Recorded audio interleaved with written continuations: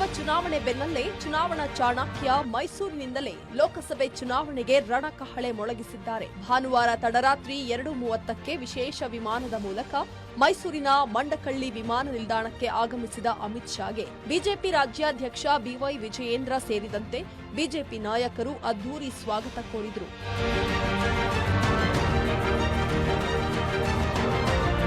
ಸದ್ಯ ಮೈಸೂರಿನ Radisson blue ಹೋಟೆಲ್ನಲ್ಲಿ ವಾಸ್ತವ್ಯ ಹೂಡಿದ್ದ ಅಮಿತ್ ಶಾ ಬೆಳಗ್ಗೆ ಶ್ರೀ ಕ್ಷೇತ್ರ ಸುತ್ತೂರು ಜಾತ್ರಾ ಮಹೋತ್ಸವದಲ್ಲಿ ಭಾಗಿಯಾಗಿದ್ದರು.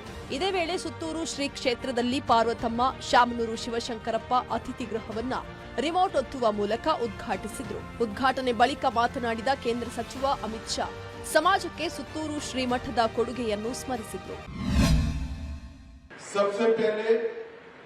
श्री सुत्तूर मठ के 24 मठाधीश जो अब तक हुए हैं वो सभी के देश, समाज और लिंगायत परंपरा के लिए जो योगदान रहा है उसके लिए मैं उनको याद करना चाहता हूं। मित्रों, आज जब मैं कर्नाटक की पवित्र भूमि पर हूं तब जगत ज्योति बसवन्ना को भी मन से प्रणाम कर मेरी बात की शुरुआत।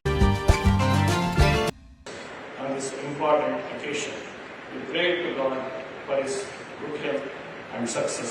ಇವತ್ತು ಬಂದಿದ್ದಾರೆ.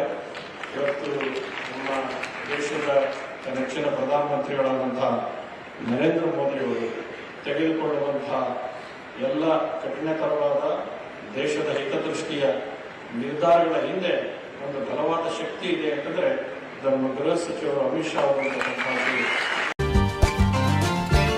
ಇನ್ನು ಕಾರ್ಯಕ್ರಮದ ವೇದಿಕೆಯಲ್ಲಿ ಅಯೋಧ್ಯೆಯ ಬಾಲರಾಮನ ಮೂರ್ತಿ ಕೆತ್ತಿದ್ದ ಶಿಲ್ಪಿ ಅರುಣ್ ಯೋಗಿರಾಜ್ ಅವರನ್ನು ಸನ್ಮಾನಿಸಲಾಯಿತು.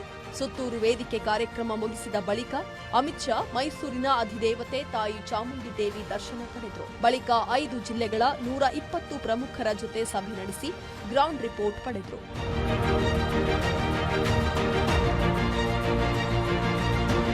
ಒಟ್ಟಾರೆ ಸಿಎಂ ತವರು ಮೈಸೂರಿನಿಂದಲೇ ಚುನಾವಣಾ ಚಾಣಕ್ಯ ರಣತಂತ್ರ ರೂಪಿಸಿದ್ದು ಸಿದ್ದರಾಮಯ್ಯಗೆ ಇದು ಎಚ್ಚರಿಕೆಯ ಗಂಟೆಯಾದಂತಾಗಿದೆ.